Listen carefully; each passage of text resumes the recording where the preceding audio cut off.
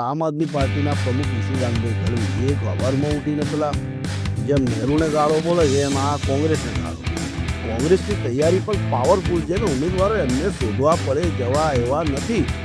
ઘણા કોંગ્રેસના દિગ્ગજ લોકો એવું નક્કી કર્યું છે કે ગમે તે થાય પણ આ વખતે ચૂંટણી આપણે લડવી અને આપણે આપણા માટે નહીં પણ આપણી પાર્ટીના અસ્તિત્વ માટે ચૂંટણી લડવી. જ્યાં સુધી જનતાને સંતોષ ન થાય એવી આરોગ્ય સુવિધા ના હોય, એવી શિક્ષણ સુવિધા ના હોય, એવી ટ્રાન્સપોર્ટ વ્યવસ્થા ના હોય તો પછી જનતાને આપણે આપીશું શું? ભારતીય જનતા પાર્ટીના કોઈ નેતાને કે કોઈ સામાન્ય કાર્યકરને થઈ કોઈ કોંગ્રેસવાળો જઈ ચડે કોઈ પ્રસંગમાં અને બેના હાથે ફોટા હોય તેનો ધારાસભ્ય હોય તેનો નેતા હોય એની પથારી ફેરવી નાખે.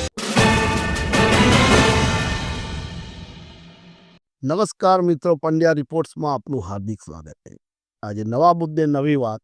ગુજરાતમાં રાજકીય પરિવર્તનો, રાજકીય ચર્ચાઓ, રાજકીય સમીક્ષાઓ વધી રહી છે અને ગુજરાતની અંદર રાજકીય બયાનો પણ એવા જોરદાર થઈ રહ્યા છે કે ગુજરાતનું રાજકારણ હવે કઈ દિશામાં જશે એ કહેવું અઘરું છે. ગયા અઠવાડિયે આપણે જોયું કે ભાઈ કોંગ્રેસના યુવા ધારાસભ્ય વડનગરના જિગ્નેશભાઈ મેવાણીનું મુદ્દે જે ચર્ચાના ચગડોળે ગુજરાતની અંદર ચડ્યું એ મુદ્દો થયો અને ગુજરાતની અંદર કેટલાક પોલિટિકલ નેતાઓ પણ અત્યારે ચર્ચામાં છે.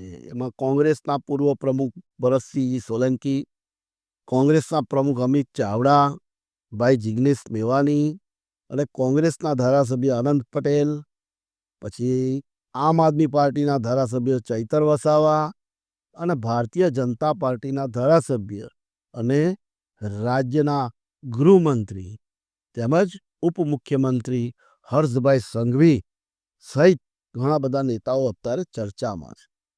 આજના વિડીયો મારફતે આપણે બધી ચર્ચાઓ સમજીશું, કારણ કે પહેલું નિવેદન આપણે લઈએ ગુજરાતના પૂર્વ કોંગ્રેસના જે પ્રદેશ પ્રમુખ છે અને કેન્દ્રીય મંત્રી ભરતસિંહ સોલંકીનું નિવેદન. એને સમજવાની કોશિશ કરીએ. એમનો જન્મદિવસ હતો ભરતસિંહનો અને અમદાવાદ ખાતે, અમદાવાદ પાસેના નિસર્ગ ફાર્મની અંદર એમને જન્મદિવસ ઉજવ્યો હતો.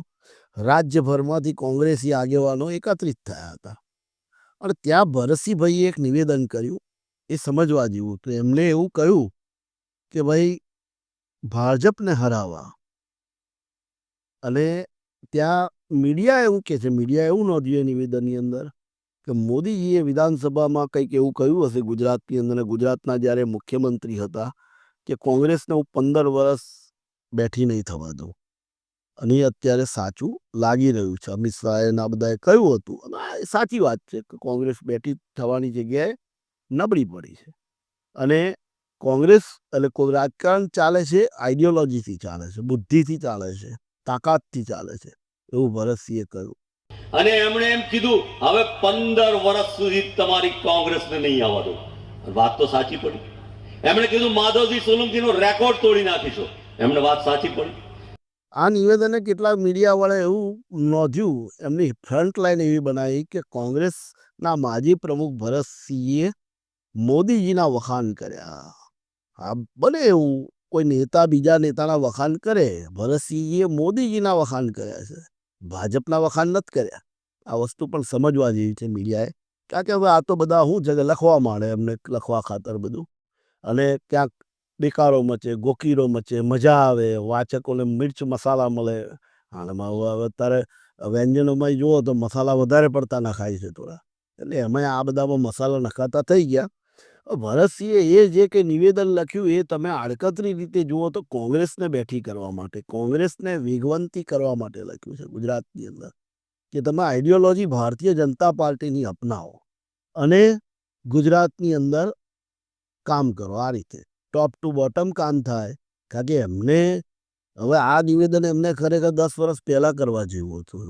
2017માં એ સારામાં સારી સીટો લાયા હતા એમના નેતૃત્વ હેઠળ, અને એ વખતે પાટીદાર આંદોલન અને ઠાકોર સેનાનો ટેકો હતો. અલ્પેશ ઠાકોર હતા, ભાઈ શ્રી હાર્દિક પટેલ હતા, બધા પાટીદાર નેતાઓ હતા, એટલે પરિણામ કોંગ્રેસને મળ્યું હતું. પણ એ પરિણામ ફરી આવે કે નહીં તો આવી શકે, એના માટે ભરતસિંહે વાત કરી હતી. અને ત્યાં ભરતસિંહની જે વાત હતી એને કઈ રીતે મૂલવી એ તો બધું ભાઈ અખબારવાળાને જોવાનું હોય, કારણ કે એ એમની રીતે બોલવી શકે છે. તો ભરતસિંહ એ ગુજરાત કોંગ્રેસ માટે કેટલાક વિવાદ ભલે એમની સાથે જોડાયેલા હોય, પણ ભરતસિંહ બાહોશ નેતા છે, બુદ્ધિશાળી નેતા છે અને ભરતસિંહ ટોપ ટુ બોટમ કોંગ્રેસને જાણે છે. એટલે ભરતસિંહનું નિવેદન કંઈ ખોટી રીતે આંકલવાની કે એનું આકલન કરવાની જરૂર નથી. એટલે ભરતસિંહનું નિવેદન ફક્ત કોંગ્રેસને બેઠી કરવા માટેનું જ હોઈ શકે એવું માનવું, એવું અમને જાણવા મળ્યું છે. એમની આસપાસના વર્તુળો સાથે વાત થઈ ત્યારે એમને પણ એવું કહ્યું હતું કે ભરતસિંહ ફક્ત કોંગ્રેસને બેઠી કરવા માટે જ આ વાત કરતા હતા. ત્યાં અમને એક વાત કરી કે ભાઈ કેટલાક આમ આદમી પાર્ટીવાળા કોંગ્રેસનો વિરોધ કરે છે. ખરેખર કોંગ્રેસ અને આમ આદમી પાર્ટી એક તેને ચૂંટણી લડે તો ભારતીય જનતા પાર્ટીને હરાવી શકે. આપણે આપણા વિડીયોના માધ્યમથી પણ આ વાત કરી હતી. અને અત્યારે જે ટ્રેન્ડિંગમાં છે, જે ધારાસભ્ય આમ આદમી પાર્ટીના ચૈતર વસાવા, એ કદી એમના નિવેદનોમાં કોંગ્રેસ વિરુદ્ધ વાત કરતા નથી. કારણ કે એમને ખબર છે, બુદ્ધિશાળી માણસ છે, યુવાન છે, આદિવાસીના નેતા છે, આદિવાસી સમાજની અંદર એ લોક પ્રશ્નો માટે ટાઈગર બનીને નીકળ્યા છે. ત્યારે એમને ખબર છે કે આપણી લડાઈ ભાજપ સામે છે, આપણી લડાઈ કોંગ્રેસ સાથે નથી. અને એમને કદાચ અંદર ખાનગી એ પણ ખબર હશે ગુજરાતમાં આમ આદમી પાર્ટી અને કોંગ્રેસ એક થઈને લડે તો કદાચ ભારતીય જનતા પાર્ટીને સત્તામાં આવતી રોકી શકે. આ એક મહત્વનો મુદ્દો છે એ લોકો માટે એ કરે. પણ એમાં રોડા રાખી રહ્યા છે આમ આદમી પાર્ટીના પ્રમુખ ઈસુદાનભાઈ ગઢવી. એક અવારમાં ઉઠીને પેલા જેમ નહેરુને ગાળો બોલે છે એમ આ કોંગ્રેસને ગાળો બોલે. ઈસુદાન ગઢવીભાઈને કદાચ એવું હશે પેલું કે કાલે ઉઠીને સત્તા મળે તો હું મુખ્યમંત્રી બની જાઉં ગુજરાતમાં. પણ ભાઈ આ બધી એમને વાતો નથી થતી. અને ગઈકાલે એમને જે નિવેદન આપ્યું એ ખેડા જિલ્લાના એક આંકલાવ આણંદના વિધાનસભા મત વિસ્તાર જ્યાં અમિત ચાવડા કોંગ્રેસના પ્રમુખ જ્યાંથી ચૂંટાઈને આવે છે એવા સ્થળેથી આ બધા નિવેદનો આપે છે, જાણી જોઈને લાઇમલાઇટમાં ચમકવા માટે. પણ ઈસુદાનભાઈ ગઢવી બુદ્ધિશાળી માણસ છે, એક ચેનલ ચલાવતા હતા, ચેનલ હેડ હતા અને પત્રકાર હતા. એટલે એમને આ જે દોટ જે છે સીએમ પદને સત્તા સુધીની, એ કદાચ એમને પણ ખ્યાલ હોવો જોઈએ કે આ કંઈ તમે આજે બોલ્યા ને કાલે સત્તા મળી જાય ને પરમ દાડે લાલ લાઇટવાળી ગાડીમાં બેસી જાવ એવું નથી હોતું ભાઈ. એના માટે ફરવું પડે, રખડવું પડે, સ્ટ્રેટેજી કરવી પડે. ભરતસિંહે કીધું એમ, મોદીજી કરી રહ્યા છે એમ, આ બધું કરવું પડે તમારે. કે તમને કંઈ 5 વર્ષમાં 6 વર્ષમાં લોકો સીએમ ના બનાવી દે અને એ કદાચ કોઈ લક બાય ચાન્સથી તમને બની જાઓ. આ તરફ એવું પણ ગુજરાતની અંદર જોવા મળી રહ્યું છે. એ શું થઈ રહ્યું છે અને રંધાઈ રહ્યું છે ખબર નથી પડતી. પણ કોંગ્રેસના બનાસકાંઠાના સાંસદ ગેનીબેન ઠાકોર, એમની સાથે હમણાં અલ્પેશ ઠાકોરજીનો ગરોબો વધી રહ્યો છે. જ્યાં કંઈક ઠાકોર સમાજની સભા હોય, દિવાળી મિલન હોય, સ્નેહ મિલન હોય તો અલ્પેશજી સાથે જોવા મળે છે. એમ તો ભાજપવાળા ઘણા બધા સાથે જોવા મળે છે, પણ અલ્પેશજીની હાજરી ખાસ આંખે ઉડીને વળગે એવી હોય છે. કારણ કે અલ્પેશજીને કદાચ કોઈ આત્મજ્ઞાન થયું હોય આ બાબતે, એવું તેવું હોઈ શકે. તો અલ્પેશજીની જ્ઞાનીબેન સાથેની હાજરી વધી રહી છે. અને જ્ઞાનીબેન નો ડાઉટ એ કોંગ્રેસમાં જ રહે, કોંગ્રેસ છોડીને ભારતીય જનતા પાર્ટીમાં જવાની ભૂલ જ્ઞાનીબેન ન કરે. આ સાથે જ સૌથી મોટો મુદ્દો હતો ગુજરાતની અંદર બીજો એક છે એ અનંત પટેલ. આ બાજુ જિગ્નેશ મેવાણીએ ચલાવ્યું શસ્ત્ર ઉત્તર ગુજરાતમાંથી, તો અનંત પટેલ બીજા એક બાહોશ ધારાસભ્ય કોંગ્રેસના, એ પણ જિગ્નેશ મેવાણી સાથે છે. એમને પોતાના એક નિવેદનમાં કહ્યું સભામાં, અને એમને પણ પેલા પટ્ટા ઉતારવાની વાત કરી. એક પાછું નિવેદન ગઈકાલે એક ધ્યાનમાં આવ્યું છે એ અહેમદ પટેલના દીકરા ફૈઝલ પટેલ, એમને એક નવી પોલિટિકલ પાર્ટી કોંગ્રેસ સામે બનાવવાનું નક્કી કર્યું છે. અને એ આ મુદ્દો ગંભીર છે. એમની પાર્ટી કેટલી ચાલે, ક્યાં ચાલે, કેટલી સીટો લાવે, કારણ કે એમની મહત્વાકાંક્ષાઓ છે. હવે એ મહત્વાકાંક્ષાઓ દરેકે પોતાની રીતે સંતોષતા હોય, પણ આમાં એક વસ્તુ છે કે ગુજરાતની અંદર અને ભારતની અંદર કોંગ્રેસ હારવાનું એક કારણ, એક ઘણા બધા કારણો છે આમાં દેખાય છે કે જે માઇનોરિટી મત છે, મુસ્લિમ છે, અધર કાસ્ટ માઇનોરિટી મત જે કોંગ્રેસ સાથે રહેતો હતો એ વિભાજિત થયો. કેટલાક એવા નેતાઓ બીજા પક્ષ પેદા થયા, ઓવેસી છે, આમ આદમી પાર્ટી છે, બિહારમાં ક્ષેત્રીય પાર્ટીઓ છે. ભલે મોદીજી ની વાત જે હોય, ભાજપની વાત જે હોય, પણ જનતા દળ યુનાઇટેડ એટલે આ ભાઈ નીતિશ કુમારને મુસલમાનો મત આપે. આંધ્રપ્રદેશનું હોય તો ભાઈ ચંદ્રબાબુ નાયડુની જે પાર્ટી છે એને મુસલમાનો મત આપે, ઓવેસીની પાર્ટીને મુસલમાનો મત આલે. એટલે દરેક પોતાની પાર્ટીમાં મુસલમાનો અને આ જે માઇનોરિટી છે એમનો મત વિભાજિત થયેલો છે. તો આ ફૈઝલભાઈની વાતથી આ મત વધારે વિભાજિત થાય એવું પણ દેખાય આપણને. મુમતાજબેન છે અહમદ પટેલના દીકરી, એમને તો ના જ પાડી, એમનું સ્ટેન્ડ ક્લિયર હતું કે હું જ્યાં છું ત્યાં બરોબર છું, મારે કોઈ નવો પક્ષ કે નવી વાત કરવાની નથી. અને એમને ઘણા બધા કોંગ્રેસી મુસ્લિમ આગેવાનોએ એમને જે આપણે એમની સોશિયલ મીડિયામાં કોમેન્ટ જોઈએ તો એમને પણ એવું કહ્યું છે કે ના ભાઈ બરાબર છે તમારી વાત મુમતાજબેન. અને અમે મુમતાજબેન ફૈઝલ કરતાં વધારે ઠરેલ અને એક્ટિવ ને બુદ્ધિશાળી લાગે છે ભાઈ, કારણ કે એમના નિવેદનો એ પ્રકારના હોય છે અને સોશિયલ એક્ટિવિટીમાં પણ એ પોતે જોડાયેલા છે. એટલે આ બધી સમયની વાત છે શું થશે. પણ મૂળ વસ્તુ એ કે આ જે અત્યારે કોંગ્રેસની જનાક્રોશ યાત્રા ચાલી રહી છે ગુજરાત પ્રદેશ કોંગ્રેસ સમિતિની, અને લગભગ એક બે જગ્યાએ એમનો પેલો જે જિગ્નેશ મેવાણીના નિવેદન પછી પોલીસવાળાના પરિવારોએ વિરોધ કર્યો. એ કેવી રીતે વિરોધ કર્યો? સરકારના કહેવાથી કર્યો હોય કે કોઈના દબાણથી કર્યો તો પછી થયો નથી, કારણ કે એ લોકોએ સમજી ગયા કે સાલી આ વાત તો જિગ્નેશ મેવાણીની કાઢી નાખવા જેવી નથી. બોલ્યા ભલે એ બધું, પણ કાઢી નાખવા જેવી નથી. અને આજે એક ઘરની અંદર સારું થતું હોય અને એની સામે 100 ઘરની અંદર ખરાબ થતું હોય તો એ વસ્તુ ધ્યાને લેવા જેવી છે. અને કોંગ્રેસની જનાક્રોશ યાત્રા ગઈકાલે મહેસાણા આવી ગઈ ત્યારે જ્યારે અમિત ચાવડા ચાલતા ચાલતા બજારમાં ફરતા હતા ત્યારે એમનો હાથ સતત ઊંચો રહેતો હતો. એ આપણે જોયું હતું ધ્યાને. અને કહેવાનો મતલબ એ છે કે લોકોનો પણ પ્રતિસાદ એમને મળી રહ્યો છે. એ જનાક્રોશ યાત્રા હવે કદાચ મધ્ય ગુજરાતની અંદર આવશે ત્યારે જોયું જશે શું થાય છે, ક્યાં એમને સ્વાગત થાય છે.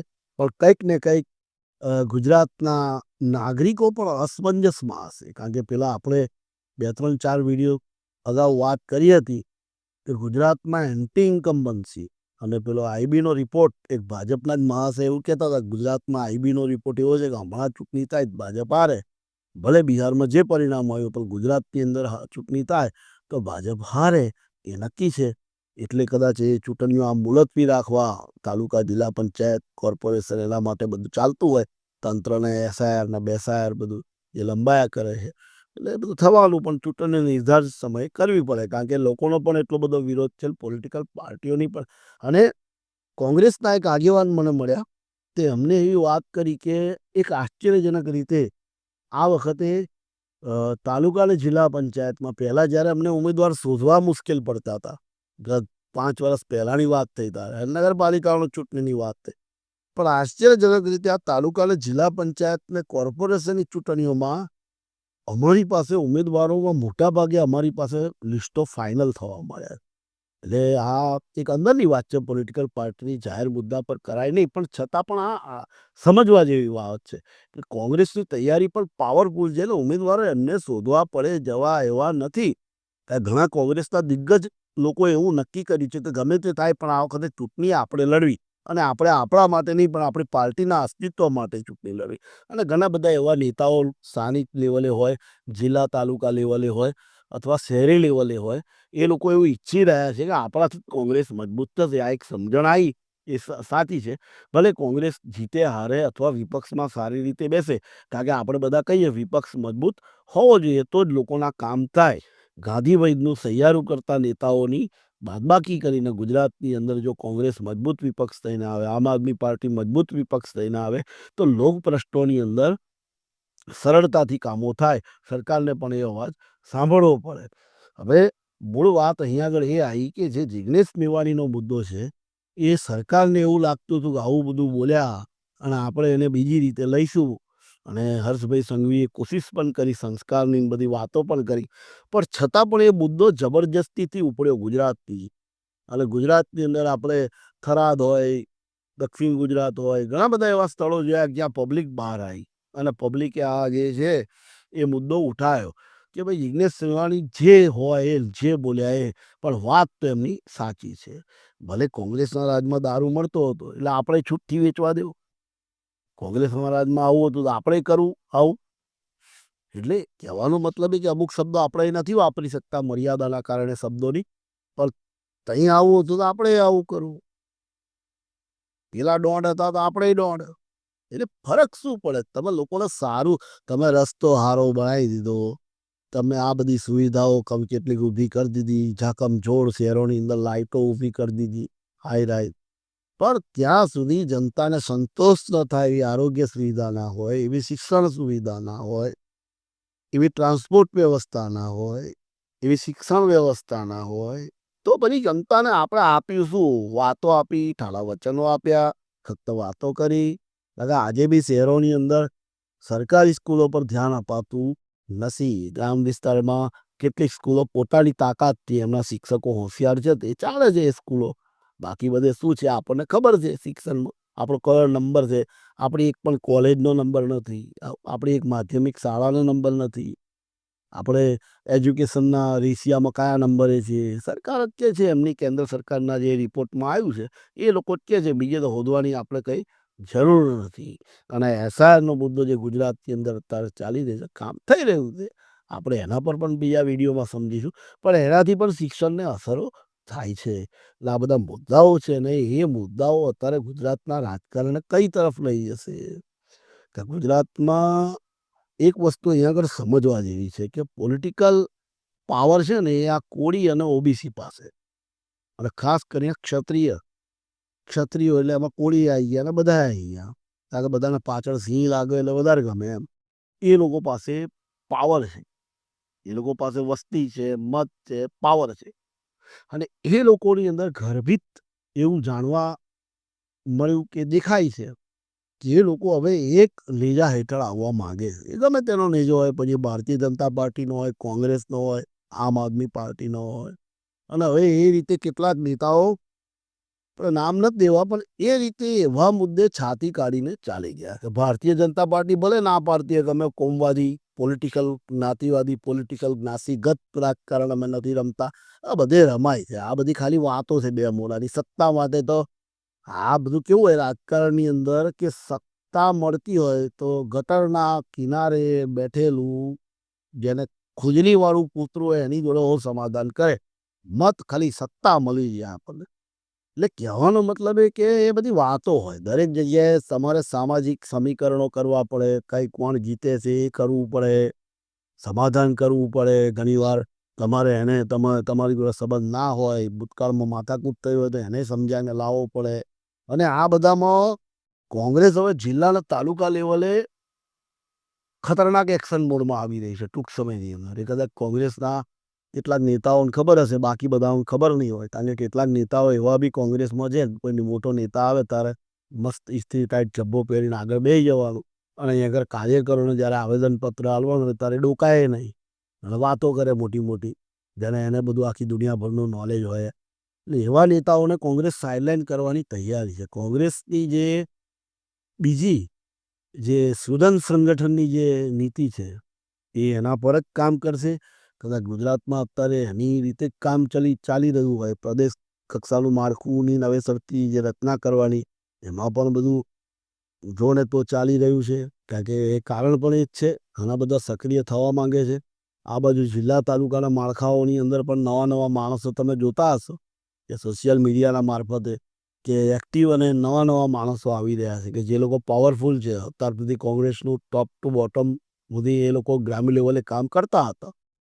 એટલે આ બધા પોલિટિકલ એવી રીતે ભારતીય જનતા પાર્ટી પણ પૂરી તાકાતથી લડવા માંગે છે ચૂંટણીઓ તો. પણ ભારતીય જનતા પાર્ટી પાસે અહીંયા આગળ એક સમજવાની એ જરૂર છે કે ભારતીય જનતા પાર્ટી પાસે સત્તા છે, અને સત્તા હોય એની પાસે બધું હોય.